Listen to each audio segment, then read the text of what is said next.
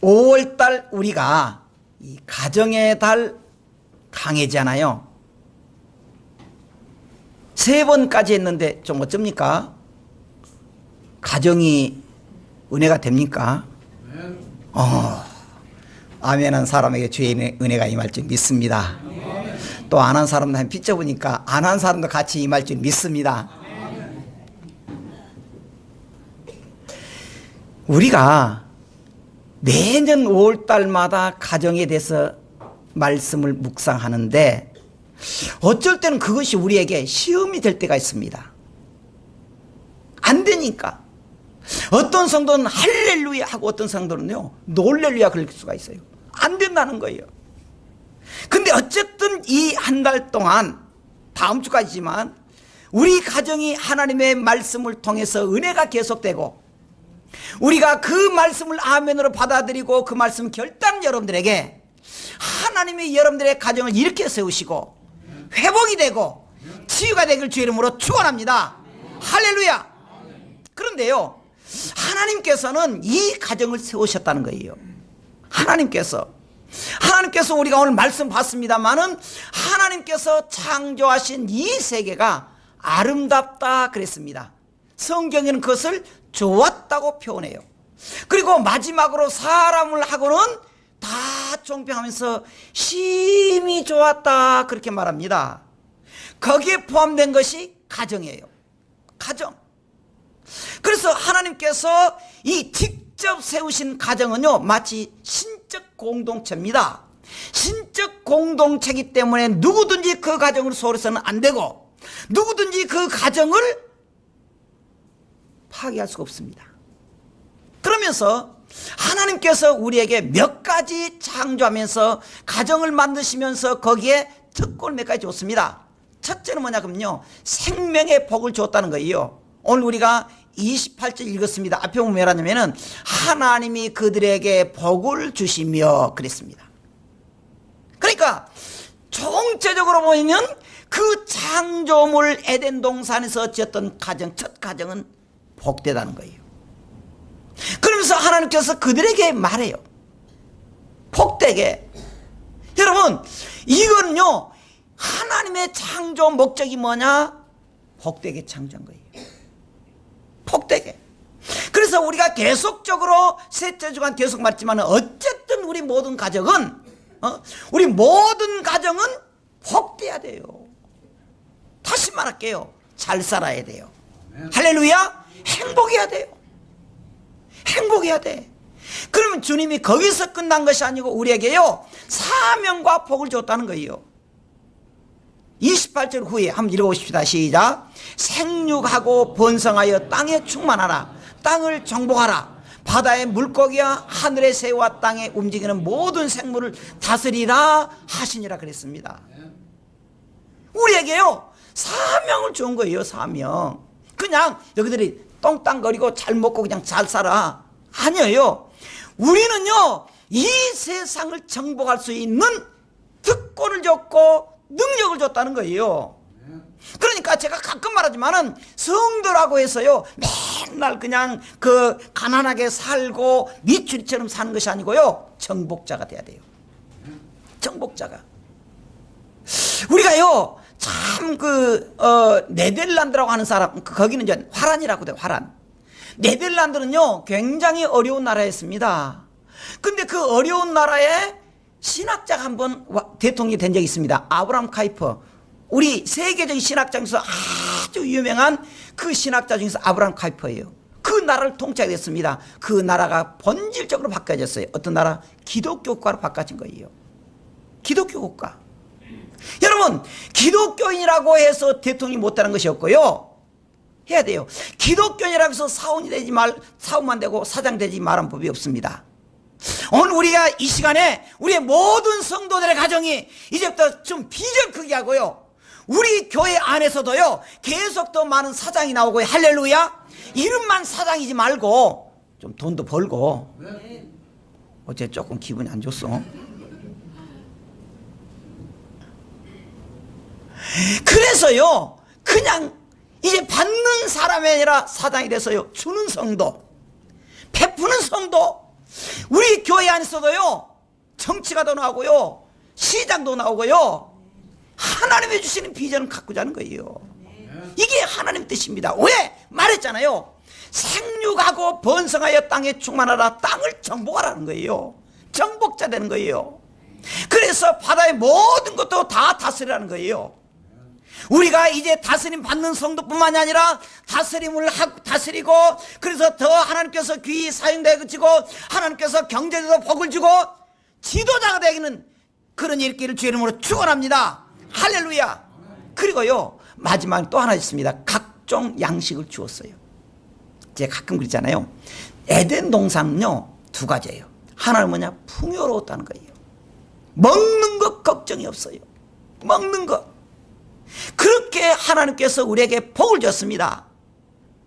이게 하나님의 창조 원리예요.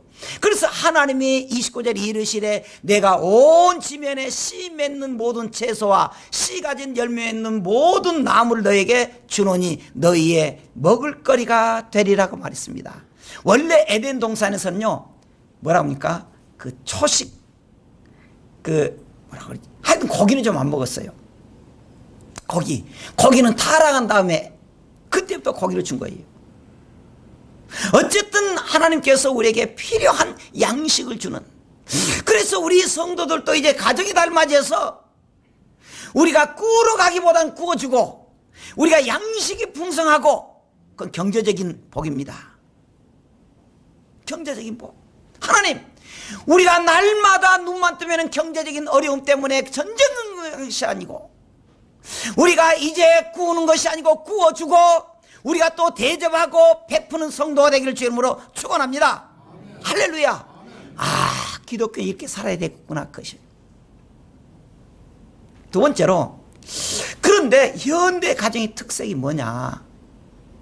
하나님께서 창조하신 첫 창조물은 뭐냐 말했잖아요. 풍요롭고 행복하겠습니다. 그런데 지금 뭐냐? 현대는 풍요로워요. 가만히 보면은요, 우리 젊은 사람들은 기억 못 할 거예요. 저는요, 이 초등학교나 그럴 때요, 고기 딱 1년에 2번 먹었어요. 설날하고 추석 때. 고기 거의 안 먹었습니다. 지금요, 고기 너무 많이 먹었어요. 이게 얼굴이 그냥 이게 살이 쪄가지고 그냥 이게 병이 더 들어서 탈이지 풍요로워요. 그런데 비극이 뭐냐? 기쁨이 없다는 거예요. 옛날보다는 풍요로워요.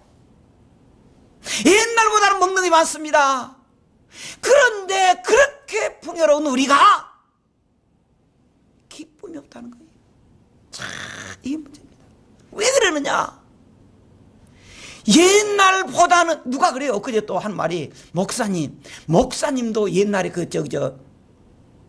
소나무 껍질 해가지고 그 안에 거 먹어봤습니까? 저도 그래 봤어요. 젊은 사람 뭔 말인지 모르죠. 뭐 소나무를 먹어요? 그럴 때가 있었어요. 그럴 때가 있었어. 그런데 그런 시절이 지금 없거든요. 웬만한 스테이크 자르잖아요. 저도 그거 잘 먹어요. 그런데 왜 기쁨이 없느냐? 다른 사람과 비교를 하니까 그래요. 비교 의식이 우리에게 비극적으로 만들어져 버린 거예요. 나는 옛날보다 잘 사는데 다른 사람 보니까요, 돈만 잘 벌고요, 차는요 너무 고급차 타고요, 배가 아픈 거예요. 거기에서 기쁨을 잃어버렸다는 거예요. 그래서 그러한 특징에서 어떻게 됐냐? 첫째는요, 정상적인 가정이 붕괴되고 있습니다. 아, 저는요, 시골에 가면 여러분들 참 희한한 거 있어요. 시골에 할머니들하고요, 며느리 아들 없고요, 손주들만 데리고 살아요. 뭐 말인지 알겠죠? 나 더 이상 말 안 하겠어. 가정이 붕괴돼 버려요. 그래서 그 사람들이 정상적인 가정이 얼마나 쪽가정이 돼버리고 엮이는 가정이 돼버린지. 왜 그러느냐? 잘 살아서 그래요. 두 번째로, 남자와 여자의 역할이 많이 변화됐습니다. 옛날에는 보통 하는 말이 남자는 가서 돈 벌어, 여자는 집안 살림해. 지금 많이 안 그래요. 많이 안 그럽니다. 1760년대요. 영국이 문화혁명이 일어나면서 그때부터 이제 여자도 돈 벌기 시작합니다. 그때부터 많이 바꿔져요. 1760년도부터. 그래서 산업혁명 때문에 남자는 가서 돈 벌고 여자는 집에서 밥이나 해주고 그것이 아니다는 거예요. 그때부터 여자도 가서 돈 벌어요. 그래서 그 가정의 경제권을 누가 쥐고 있느냐, 누가 돈을 많이 버느냐, 거기에서 그 가정이 변화되기 시작했습니다. 그래서 요즘은요, 남자가 전업주부란 것 있잖아요. 몰라요? 젊은이들은 이제 모르는 것 같네. 여자들 가서 돈 벌고 남자들이 집안에서요, 살림하는 시대가 많이 있어요, 요즘에. 많이 있습니다. 그래서 누가 돈을 더 버느냐, 이 돈이 중심이 되어버린 것입니다. 세 번째로 개인주의입니다. 개인주의. 참, 산업혁명이 발달하면서요, 발달이 돼가지고 풍요롭게는 됐는데, 풍요롭게 되다 보니까 내 개인의 그런 의식이 중요하게 되어버린 거예요. 그래서 무조건 따라한다, 순종도 안 해요. 순종도 안 해요. 국가 기준도요, 국가 정책이 중요하지 않습니다. 사람 윤리가 중요하지 않아요. 그 사람의 입맛에 맞춘다는 거예요. 그것이 뭘 나타내냐? 선거로 나타나요. 선거로. 여러분, 동성애야 사실은 이게 말이 됩니까? 그런데 그렇게 추종하는 사람 많다 보니까 거기에서 그 사람들이 있다 보니까 투표권 있으니까 해줍시다 그렇게 나가잖아요. 그럼 뭐 그래요? 풍요로운 경제 속에서 진리가 없어버린다는 거예요. 진리가. 그래서 옛날처럼 우리가요, 가정의 도덕을 지키고 윤리를 지켜라 그러면요, 뭐라 합니까? 꼰대라 그래요. 꼰대라 그래요. 예전에 예전 제가 여기 살 때 우리 그 꼴목이 있었어요. 꼴목이 있어가지고요, 거기 학생들이 딱 이게 등교하잖아요. 등교하면 꼭 우리 꼴목을 딱 이렇게 먼저 방문한 사람들이 있습니다. 그것은 뭐라 합니까? 담배 피워요. 그리고 또 남녀 학생들은 그 키스하고 아침마다 전 참 구경 많이 합니다. 그래가지고 제가 딱 쳐다보면요, 뭘 봐요? 아이고, 담배 피웠으면 거기서 버린데 꼭 우리 집으로 탱 이렇게 던지더라고요. 어쨌든 무섭대. 째려본다니까 나한테. 째려봐. 그런 시대예요. 말 못한 시대. 말 못한 시대. 그래서 그 진리가 중요한 게 아니고 그 개인적인 것 어떻게 하느냐, 거기에 넘어가는 문다는 거예요. 네 번째로 뭐냐, 대가족에서 핵가족으로 바꿔줘요. 옛날에 어떻습니까? 보통 3, 4대 같이 모여 살아요. 할머니, 심지어 어떤 사람 증조 할머니, 증조 할아버지. 근데 지금요, 딱 핵가족이잖아요. 예전에 같이 모였을 때는요, 대가족 제도는 참 거기서 예의를 배우고 서로 양보하는 것도 배우고 그래요. 그렇잖아요. 그래서 섬김을 배워요.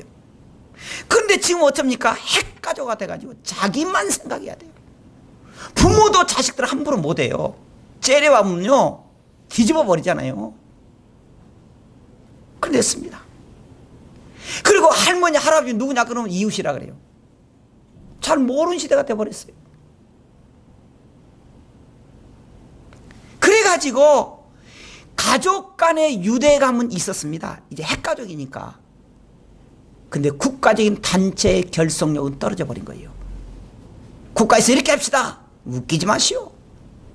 난 안 하겠어. 그렇게 합니다. 그래서 예전에 정말 사랑과 행복이 넘쳤던 그 가정의 은혜로운 것이 없어져 버렸다는 거예요. 이게 우리의 비극적이라는 사실입니다. 비극적이에요.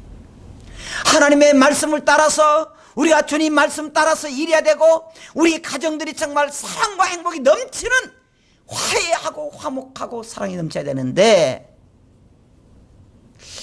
자식들 좀 마음대로 하겠던가요? 안 돼요. 안 돼. 그러면 우리는 이 가정의 본래 모습을 우리가 회복해야 되는데 어떻게 되느냐? 예전에요, 그 텔레비에 동물의 왕국이란 프로가 나왔습니다. 거기에요, 거북이와 갈매기에 대해서 나왔어요. 다 어쩌면은 거북이들은요, 새끼를 물속에서 안 난대요. 딱 올라와서 모래 같은 데 탁 난대요. 그 낳고 거기서 못살이 계속 어느 정도 자라면은 그 이제 그 거북이가 수십 마리 이렇게 난대요. 수십만 하면은 이제 그들이 앞으로 가끔 바다로 가야 돼. 이제 샥 하는데 그때 한번 텔레비 나온 거. 그런데 그때 갈매기들이요, 위에서 쫙 저다 집어본 거예요. 집어본 거예요. 새끼 푸른색 거북이들이 쫙 하늘 보면은 잡아먹는 거예요. 그러니까 살똥살똥 가는 그 거북이는 사는데 반도 못 산다는 거예요. 거의 잡혀먹 죽는다는 거예요. 저는 이것을 보면서 이것이 지금 우리 아이들의 모습이 아닌가 생각이 들어요. 우리 아이들이 얼마나 위험 속에서 사는지 노출했는지 우리가 모릅니다. 어쩌면요, 아이들은 너무 불쌍해요. 아이들도 그들도 살아가려고 하고 있는데 삶의 방황이 없어요. 가정이 행복하지 않다는 거예요. 그래서 아이들이 이 세상에, 험악한 세상에 노출되어 있습니다. 노출되어 있어요. 그때 우리가 어떻게 되느냐? 첫째는요, 부모가 자녀들의 신앙적인 모범이 되어야 된다는 거예요.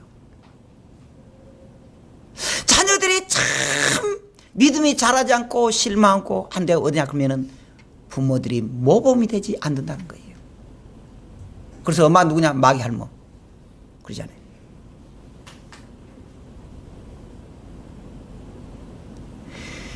여러분, 우리 성도들의 가정에서 내가 어떤 역할을 하고 있느냐? 어머니만 생각하면은 내 어머니가 너무 상냥하고 자상하고 그렇게 하고 있는지 생각해 보라는 거예요. 그래서 우리가 믿음의 성도들은 부모들이 자녀들 앞에서 신앙적인 모범이 돼가지고 그 가정을 다스려 줘야 된다는 사실입니다. 두 번째로 뭐냐 그러면 가족 상해 간의 아름다운 관계가 유지가 돼야 됩니다. 아름다운 관계. 그래서 서로가 사랑하고 서로가 신뢰하고 서로가 나눔을 주는 그런 가족 관계. 그래서 가정이 빨리 가고 싶어하는 그런 모습. 여러분, 어쨌든 우리가 제가 또 말할게요. 가정이 행복해야 돼요. 자녀들과 가족이 정말 아름다운 식사를 통해서 먹으면서 사랑을 느낄 수 있는 따뜻한 가족으로 만들어줘야 돼요. 우리 책임입니다. 책임이에요. 마지막 세 번째입니다. 부모와 자녀는 끊임없는 대화가 이루어져야 된다는 거예요. 끊임없이. 그래야 안정이 된다는 거예요. 그래가지고 내가 이 부모님과 가까이 가고 싶어하고 안기고 싶어하고 기대고 싶어하는 그런 가정. 대화. 여러분, 자녀가요 부모하고 자꾸 대화를 나누고 싶어하는 것이 있습니다. 그래서 사랑을 느끼도록 하는 것. 사랑의 외침이에요. 근데 그 아이는 어쩝니까? 이놈시키 공부해 이놈시키 쓸데없는. 그럼 얼마나 애기들이 그냥 무참하겠어요. 대화가 없어요. 그 어떤 목사님이 아들이 의사였습니다. 그 아들이 개업을 했어요. 개업이란 게 뭔 말인지 모르겠죠. 병원 차렸다 그 말이에요. 아들이 목사님 아들이 병원을 차렸습니다. 그래가지고 이제 몇 달 되니까 아들이 좀 힘들은 것 같아요. 그래서 그 아버지가 아들한테 전화를 합니다. 병원 잘 되냐? 그러니까 아들이 하는 말이 아빠 걱정하지 마세요. 잘 돼요. 그렇게 한 거예요. 자, 여러분, 자녀들은요, 부모에게 자기 잘 되는 거 보여주고 싶어요. 인정받고 싶어요. 그래서 걱정 마세요. 잘 돼요. 그랬습니다. 자, 자녀들이 말했을 때 자녀들 말 잘한 것 같아요? 못한 것 같아요? 갑자기 물어보니까 좀 이상하지? 아빠 걱정해 주셔서 이렇게 잘했어요. 아빠들 이렇게 잘했어요. 걱정해 주셔서 그랬죠. 자, 부모들한테 물어볼게요. 자, 그 말을 들었을 때 아빠가 참 대견스럽다 그렇게 생각하겠어요? 서운하게 생각했어요? 모르잖아. 또 틀렸달까 봐서 집사님 어떻게 하겠어요? 기도해. 기도해. 그 말이 뭔 말이지? 너 얼마나 신뢰가는 말을 해보니까 나. 야, 우리 아들이 대견하고 그래요? 아닌 거예요. 서운한 거예요. 저놈의 자식 자세히 말하지. 걱정 말하고 신경 쓰지 말라고. 아빠는 그 말이 잘 되냔 말이 그걸 통해서 대화하고 싶어 하는 거예요. 대화하고 싶은 거예요. 근데 걱정 마세요. 끊어버린 거예요. 잘하고 있어요. 걱정 마세요. 참 서운한 거예요. 가만히 있다 좀 있다가 다시 전화한 거예요. 아이, 잘한지는 안 돼. 그래도 그렇게 말할 수가 있냐? 아빠가 너 걱정이 되고 사랑스러워서 말하는데 잘 된다 걱정 뚝 끊느냐? 그렇게 했다는 거예요. 그러니까 이제 아들이 아빠 미안해요. 내가 생각이 짧아서 그러더래요. 자녀가 부모들한테 대화를 요구하는 것은 사랑을 느끼려고, 사랑을 확인하려고. 부모가 자녀한테 이렇게 물어보는 것은 대화하자고. 대화하자고. 여러분, 이 속에서 우리가 주님을 믿는 성도들의 가정이 뭡니까? 대화부터 시작되는 거예요. 대화부터. 자녀들이 부모가 잘못 말하면 자녀들이 상처가 되죠. 부모도 마찬가지입니다. 서운함에 상처가 있는 거예요. 우리는 그래서 이 부모와 자녀 간의 대화법이 많이 미숙해져 버려요. 미숙해져. 여러분, 이 주간은 우리가 가족 간의 대화의 시간을 가져야 됩니다. 가족 간의 대화. 그래서 우리 가정은 대화로 하고, 그래서 보통 뭐랍니까? 밥상머리 교육이라 그래요. 밥상머리 교육. 밥 먹으면서 대화하는 사랑의 대화. 요즘에는 다 떨어져서 같이 밥 못 먹지만 사랑의 대화를 나누세요. 또 전화 걸으세요. 같이 말하세요. 그것이 부모와 자녀 간의 화목의 길이에요. 여러분, 대화를 귀찮다 그러지 마세요.